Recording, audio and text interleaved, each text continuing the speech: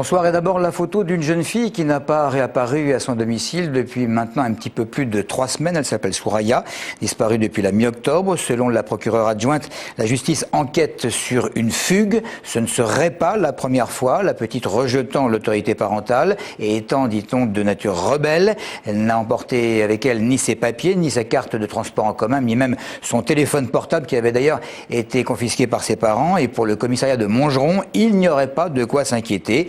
Bref, la jeune fille aurait été aperçue le lendemain de sa disparition dans les environs de Villeneuve-Saint-Georges, dans le 94. 2 jours plus tard, c'est à Aulnay-sous-Bois que l'on aurait cru la reconnaître. Mais depuis donc le 17 octobre, sa famille est sans nouvelles. À 20 jours de la 3e élection municipale en 3 ans à Corbeil-Essonnes, les listes se précisent. Bruno Piriou a présenté la sienne hier, un panel proportionnel de la gauche unie, calculé à partir des résultats de 2009. La campagne s'engage alors qu'une certaine presse fait état de témoignages d'achat de voix. Christophe Garnier. Corbeil-Essonnes, son clocher, ses péniches et ses élections à répétition. Les habitants vont élire leur nouveau maire le 5 décembre prochain, alors que les articles se multiplient dans Libération, les inrecuptibles et bacs chiches concernant les soupçons d'achat de voix qui pesaient sur les précédents scrutins. Des pratiques qui perdureraient d'après les élus d'opposition. Aujourd'hui, je pense que l'argent circule à plein tube de nouveau, je le dis très clairement. J'en ai des preuves d'ailleurs. Malgré les enquêtes qui s'étalent dans la presse, Jean-Pierre Bechter, maire sortant, continue de croire que ces soupçons ne pèseront pas sur les électeurs. Les inrecuptibles, les trucs, les bidules, on s'en contrefou. On est loin du sujet principal qui est Corbeil-Essonnes et son avenir. Franchement, ça ne présente strictement aucun intérêt à nos yeux et il y a longtemps que les Corbeil-Essonnois ont tourné cette page-là. Croyez-moi, elle ne sera pas au cœur de la prochaine campagne. Pour Bruno Piriou, candidat de la ville Ensemble, au contraire, la corruption est avérée et la non-réaction en justice du maire en serait la preuve selon lui. Aujourd'hui, aucune attaque en diffamation. Je crois que devant la gravité des faits qui sont rapportés dans ces médias, s'il n'y a pas d'attaque en diffamation, ça veut dire que tout ce qui est écrit est exact. Avec ce 5e scrutin en 3 ans, si on compte les régionales et les européennes, les électeurs risquent de manifester leur lassitude. Une fatigue qui pourrait bien prendre la forme d'un vote de rejet du bras droit de Serge Dassault. C'est Georges Tron qui devait se succéder à lui-même à la tête de la Fédération essonnienne de l'UMP. Georges Tron, maire de Draveil et actuel secrétaire d'État à la fonction publique. Jean-Paul Huchon, le président du Conseil régional d'Île-de-France à présent, François Lamy, président de la CAPS et député maire de Palaiseau, ainsi que Michel Berson, ne se sont pas rendus au conseil d'administration de l'établissement public Paris-Saclay en guise de protestation, comme le président du Conseil général nous l'a expliqué, c'était il y a quelques heures. On n'est plus au temps du général de Gaulle, lorsqu'on crée des villes nouvelles. Et l'État décidait de tout. Pourquoi il décidait de tout? Parce qu'ils étaient le seul financeur, le seul propriétaire foncier et le seul à penser à être visionnaire pour notre pays et nos territoires. Aujourd'hui, c'est plus le cas. Aujourd'hui, tout cela, c'est partagé. Il y a l'État qui joue son rôle, important. Mais il y a les collectivités territoriales qui ont des compétences, qui ont des financements, qui ont des idées, qui ont des projets. Et donc il faut qu'on le fasse ensemble. Voilà. Et sur les financements, c'est le dernier point. C'est pas clair. C'est pas l'État qui décide et les collectivités qui payent. On veut bien payer. On peut même payer à 50-50. Mais il faut qu'on décide ensemble ce sur quoi nous allons investir. À la suite de cette réunion de conseil d'administration, Vincent Delahaye, le président d'Europe Essonne et maire de Massy, a réagi en ces termes. Tout le monde était là, sauf les élus socialistes, parmi lesquels François Lamy, président de la CAPS, pour qui la mise en œuvre d'un pôle d'excellence passe, je cite, après la politique partisane, d'où le chantage permanent et la politique stérile de la chaise vide. Fin de citation.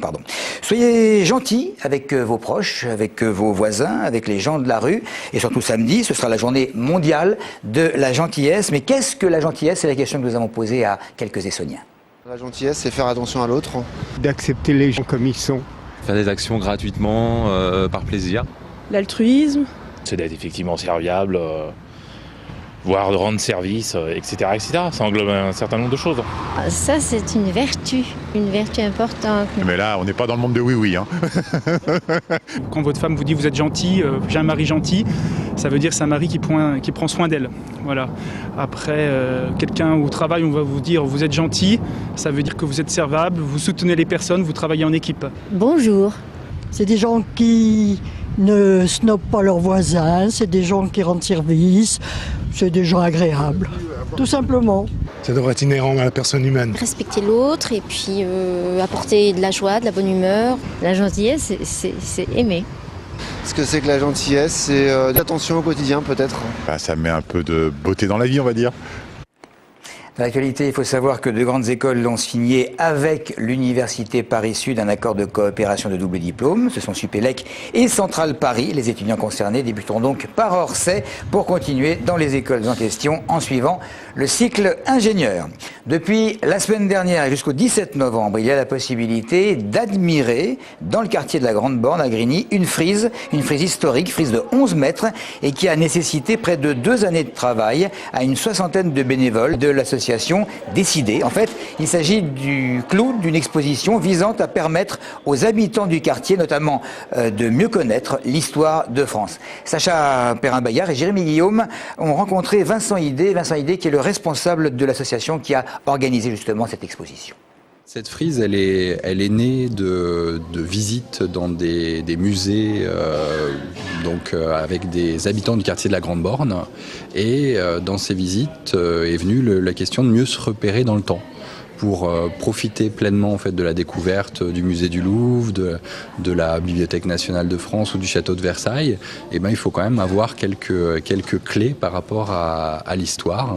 Et c'est comme ça qu'en partenariat avec la Bibliothèque nationale de France, nous est venue l'idée au niveau de l'association. On a souhaité que des habitants s'impliquent pour faire une frise du temps de la Révolution française à nos jours.